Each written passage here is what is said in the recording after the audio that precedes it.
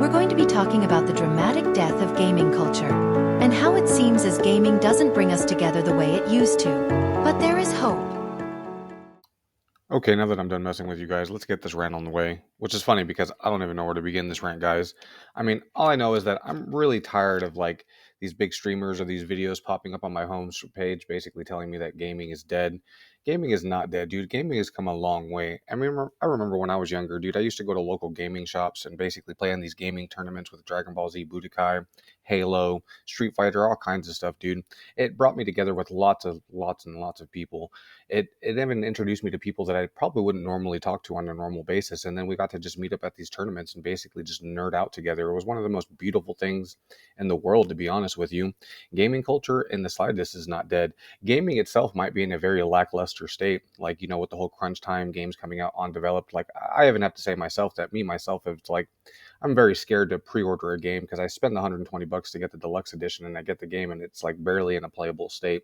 So I will agree in that sense that gaming is in a very lackluster state of development, but gaming culture itself is very viable. It's very it's thriving is the point.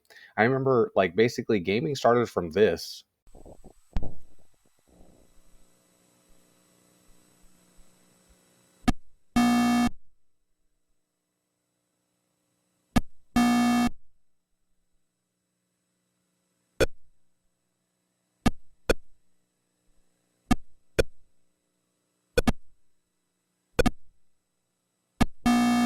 And has now become this.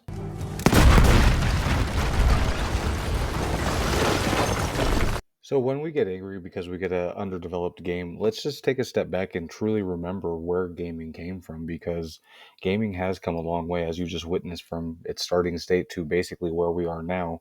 And yes, I agree with you that, getting in a half-baked game that you just dropped $120 on could be very disappointing, and I do agree with you, and it's very aggravating to have to deal with such things because that's where, yes, I don't want to tangent too hard, but greed in a very major sense is taking over the gaming industry to a degree.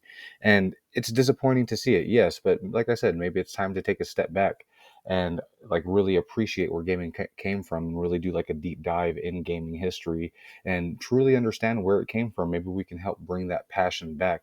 It also is a very good hotbed for like indie developers to thrive. Let's not forget about that. The numerous amount of indie games that we've gotten over the past couple of years have been absolutely phenomenal, and those people wouldn't have had a chance to shine if these AAA companies weren't doing so bad. So it's a give and take relationship, and yeah, gaming development might be in a lackluster state right now, but in an ultimate sense, gaming can only go up. It can't. I would sincerely hope that it doesn't go down, but in the long run, gaming is only going to get better. Every industry has its down points and its high points, and unfortunately, right now we're just at a low point. So instead of complaining about how a game is turning garbage and then continuously playing it, why don't you do some research and actually see what's out there? Switch it up a little bit, experiment with gaming. Because I promise you guys, if you call yourself a gamer and all you play is Fortnite, all you play is Apex, all you play is COD, like either one of those games, and I don't mean that in just like a general sense, like you only play COD or you only play Apex. I mean, of course, every gamer plays a little bit of something, but if your primary game is one of those few games, dude, and you're complaining about the lackluster position of your game, and you continuously play it, that's kind of your fault because the more game time you put on it, the more money you spend on it, you're basically funding them. You're letting them know that it's okay for them to do that to you.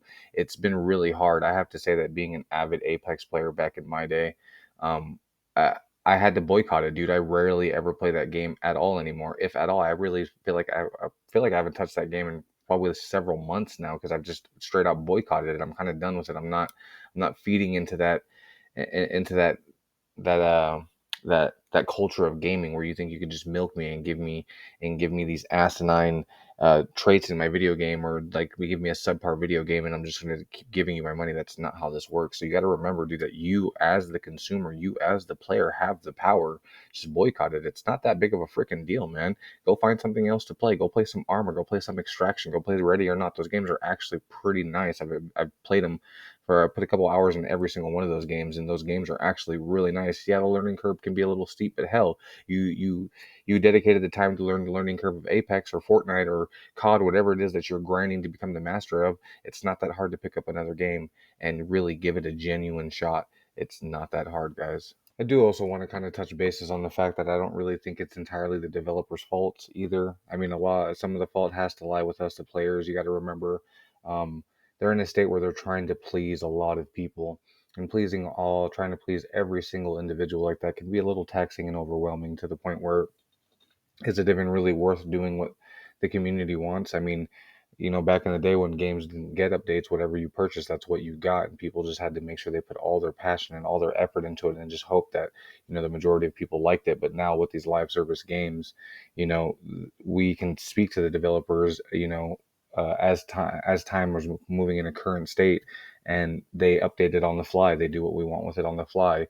So I have to say that we do put a tremendous amount of stress, and expectation on the developers, guys, and maybe we need to take a little, like, again, take a back seat to that and take a step back and remember that, like, it's up to us, dude. If we want a real game, if we want games with amazing graphics and beautiful open worlds, concept missions that don't just involve you picking up a few letters and dropping them off to the next person, we got to give them time to cook, man. And at the same time, money is a big factor, dude. um, just, be appreciative of what you have, guys. That's all I really have to say. That's basically my closing statement, guys. Until next time, this has been Uncultured. Freaking love y'all. Talk to you later.